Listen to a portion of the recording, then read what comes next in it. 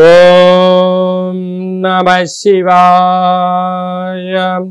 ఓం నమో నారాయణాయ. ఓం నరదృష్టి నివారణ కాల భైరవాయ నమో నమః. మా ఛానల్కి స్వాగతం. చూస్తున్న వీక్షకులకు ప్రేక్షకులకు ప్రియ కాల భైరవ భగవద్బంధులకి స్వాగతం పలుకుతూ ద్వాదశ రాశుల్లో గ్రహ గమనాలు ఒకసారి వీక్షింపచేద్దాం. సింహరాశి వారు మాఘమాస శుద్ధాష్టమి అక్షయ కాల భైరవాష్టమి సందర్భంగా ఎలాంటి విధులను పాటించడం వలన సకల అష్ట కష్టాలని తొలగించుకొని ఐశ్వర్యానికి ఆనందానికి రాజయోగానికి స్వాగతం ఎలా పలకాలో ఈ వీడియోలో సవివరంగా సంపూర్ణంగా తెలుసుకుందాం. సింహరాశిలో ఏ నక్షత్రాలు వస్తానగా మఖా నక్షత్రంలోని 4 పాదాలు, ఉబ్బా నక్షత్రంలోని 4 పాదాలు, ఉత్తరా నక్షత్రంలోని 1 పాదం కలిపితే సింహరాశి. చాలా మందికి పుట్టినటువంటి వారికి డేటా ఆఫ్ బర్త్లు లేనటువంటి వారికి వీరి యొక్క మొదటి అక్షరాన్ని అనుసరిస్తూ ఆ రాశిని తెలుసుకుని ప్రయత్నం చేద్దాం. మా, మీ, ము, మే, మో, టా, టి, టు, టే అక్షరాల వారందరూ కూడా సింహరాశి జాతకులే. సింహరాశి యొక్క అధిపతి రవి సూర్య భగవానుడు.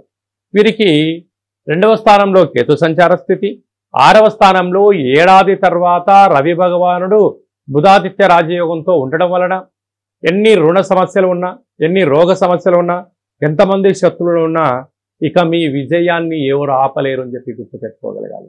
అలాగా ప్రభుత్వ ఉద్యోగం ప్రయత్నం చేసేవారికి మంచి కాలము, ఉద్యోగంలో ఉండబడిన వారికి ప్రమోషను, మీరు ఏ ప్రాంతానికి కాబట్టి ఆ ప్రాంతం ట్రాన్స్ఫర్ అయ్యేటువంటి కార్యక్రమాల్లో సింహరాశి వారు ఆనందకరమైనటువంటి బుద్ధి జ్ఞానంతో జీవితాన్ని పొందబోతున్నారు.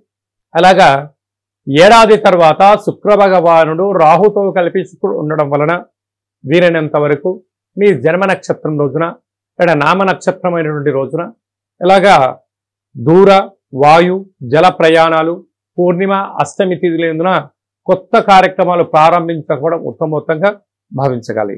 రాజస్థానంలో గురు సంచార స్థితి ఉండడం వలన ధర్మ మార్గంగా ఉండడం, వృత్తి ధర్మంలో ఉద్యోగ ధర్మంలో పై అధికారులతో సఖ్యతగా ఉండడం, సహా ఉద్యోగస్తులతో ప్రేమతత్వం ఉండడం, కింది స్థాయి ఉద్యోగస్తులతో దయా జాలి గుణం ఉండడం వలన మీకు అంతా మంచే కలుగుతుంది.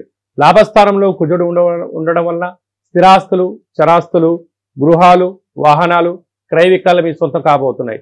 ఇన్ని వందల వీడియోల్లో ఈ వీడియో మీరు చూస్తున్నారు అన్నట్లయితే సింహరాశి జాతకులు కాళ భైరవ స్వామి ఆశీస్సులు మీ పైన ఉన్నాయి అని చెప్పి గమనించాలి. కేవలం అష్టమి తిథి యందున ప్రతిరోజు కాళభైరవ స్మరణ చేయడం వలన, ధ్యానం చేయడం వలన భగవంతుడు మన ఇంటికి వచ్చి మనల్ని సంరక్షిస్తూ అన్నింటా విజయం కలిగించబోతున్నాడని చెప్పి గమనించాలి. కనుక సింహరాశి జాతకులకి సంపూర్ణంగా కాళభైరవ స్వామి యొక్క ఆశీస్సులు రక్ష, శ్రీరామ రక్ష అని చెప్పి గమనించాలి. ప్రభుత్వ ఉద్యోగస్తులు, హార్డ్వేర్ ఉద్యోగస్తులు, గృహ భవన నిర్మాణ కార్యక్రమాలు, వ్యవసాయ సోదరీమణులు, సేవా రంగాల్లో ఉండబడిన వారికి కొన్ని జాగ్రత్తలు అవసరమని చెప్పి గుర్తుపెట్టుకోవాలి.